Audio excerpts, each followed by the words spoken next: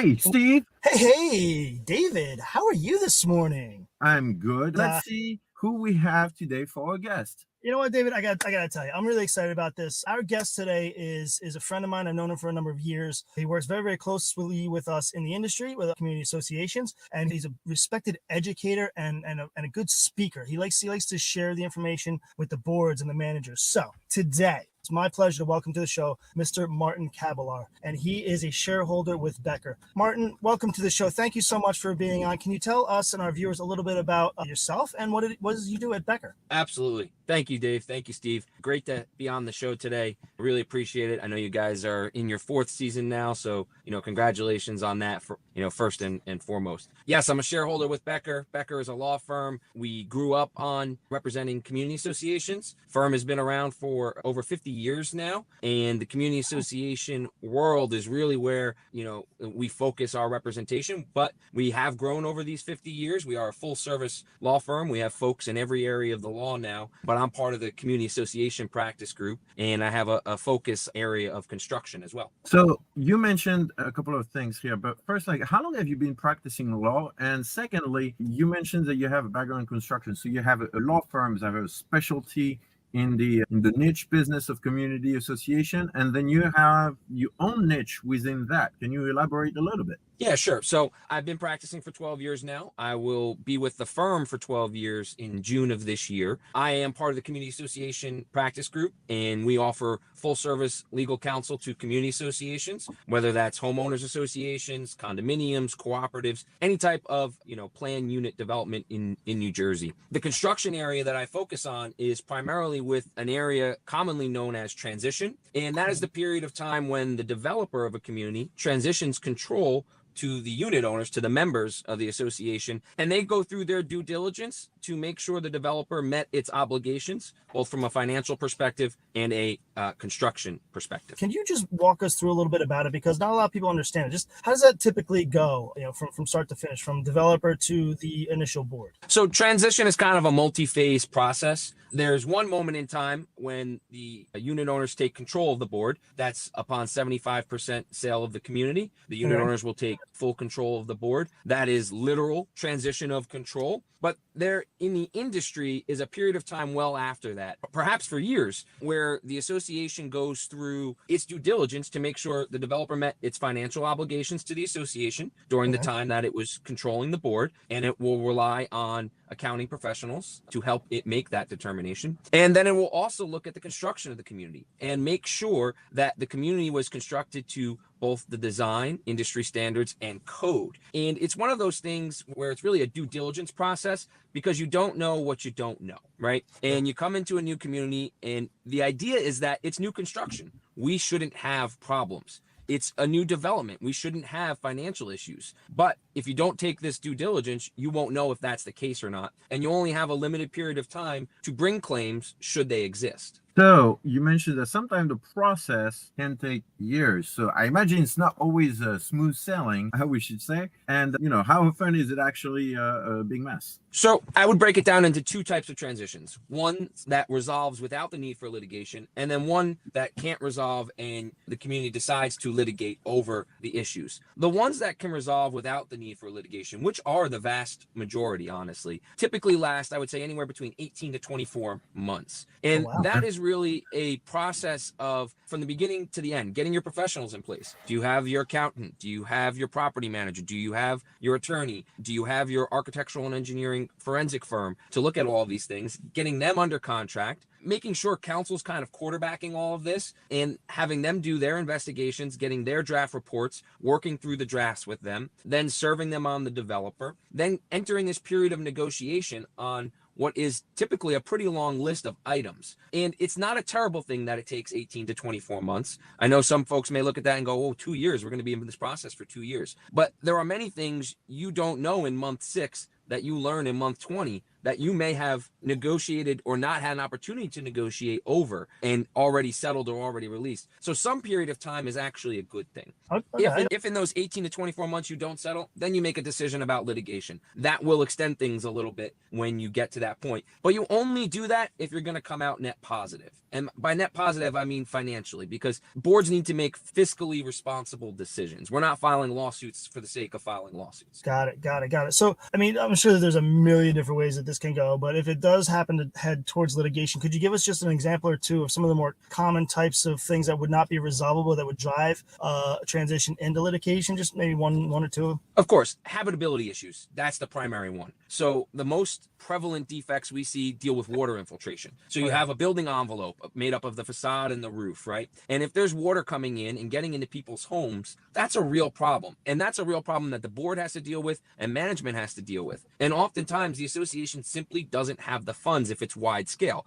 1 or 2 leaks in a large building, okay, that's somewhat normal. You might see that from time to time. But when you start seeing a large percentage of the building having these problems, or you see systemic problems that require full-scale replacements of facades or roofs, those things are very expensive. And those are things where you're going to typically end up in litigation. Geotechnical issues, soil settlement, that would be another one. We see that a lot, particularly in coastal properties or, properties along riverbanks, the Hudson River, for example. We've seen quite a bit of communities that have, soil settlement issues throughout the years. Those are the types of things that you generally end up in litigation over. And, I know you guys are part of the insurance industry and maybe this area is not your focus. A lot of times when you're bringing these suits, it's about triggering insurance coverage of the folks who constructed the property to make sure that you didn't just win on paper, meaning you didn't just get a judgment. A judgment is one thing, but then you have to collect on that judgment. You much rather be in a position to settle the case and have an insurance carrier or a contractor or developer who has the financial means make payment to the association. So that's an important aspect here too, insurance coverage. Gotcha. Now, when it comes to that transition or that litigation, what does it take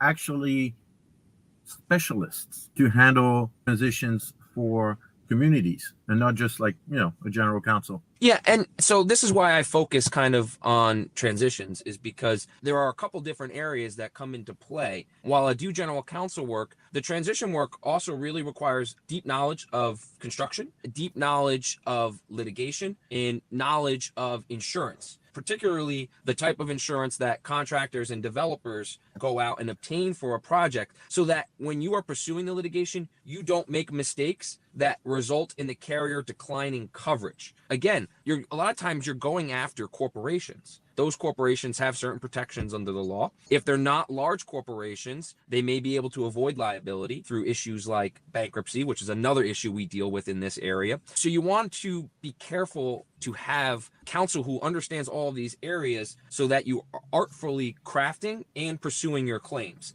The worst thing you can do is put one word in a complaint that would completely negate insurance coverage. And there are those words that exist out there that will completely negate insurance and coverage. So if you don't have counsel that understands that, you could be behind the 8 ball right from the start of the case. You could have a very good claim and you could have a quote unquote winning claim, but that may only result in you getting a judgment, and that's just a piece of paper. You then need to collect on that judgment. So there's a lot of areas of the law that kind of come into play with transition that are, outside the scope of what you might consider more traditional community association representation. Okay. Gotcha. Okay. Now, I mean, outside of litigation, and I understand that is your specialty, but outside of litigation, can you give us an example of what some other challenges might be for boards and management during this transition process? Yeah, absolutely. It goes back to one of the bigger problems I talked about earlier, and that deals with leaks and habitability issues. Folks who are having cracks in their units, for example. How do you manage the community and the residents who are somewhat in uproar over the problems they're having? And how do you juxtapose that against the fact that the community doesn't have the funds to make these repairs? And while the developer has the obligation to come in and make these repairs, that entity also understands that they want a complete release from everything. So they want full agreement on generally, in most circumstances, they want full agreement on everything before they start making repairs. So how do you deal with some of these issues? How do you stop the bleeding, so to speak, along the way so that the community can get by? That's one big area that is difficult to deal with. And I would say another is, how do you communicate properly to residents the process so that they understand the difference between the developer controlled board and now the membership controlled board, and what the membership controlled board's capabilities are, but also what their limitations are. Oftentimes, many folks come to these meetings initially when we're first retained, and for the first 3 or 4 meetings or so, many of the residents are not fully understanding the process of transition, what it means, and are complaining about issues that the association can't pursue, issues that are theirs to pursue. So there's a lot of education involved in this process as well. So I was going to ask you if you had like a key to success that you would be willing to share as far as being successful transition, but I think you just held it: education and communication. Would that be right? Yeah, education, communication are 2 important keys. Knowledge of the various different areas of the law that I talked about earlier. And then, understanding how to negotiate is a big facet here. You have to understand negotiation is a compromise, which means you're not going to get every single item on your list. So you need to be able to prioritize, and you need to be able to understand what is important here. How do we allocate priorities against allocating risk of success if we were to refuse what's on the table? Oftentimes, clients may not understand, communities may not understand what is actually a good offer. It's easy to say, we will never accept X amount of dollars for our transition claim, when that X amount of dollars is not actually being offered. And then you're not sitting down with your counsel and judging the risk of, we could do better, we could do worse, we might end up in this same spot, and that could be 4 or 5 years from now. And at what cost? Is our net result the same? For me, I always preach this to all of my clients. We want the best net positive result, and that's all that should matter. Very, very interesting. I always learned so much just speaking with you, Martin. I mean, I can just get so much from you in such a short amount of time. I really, really enjoy it.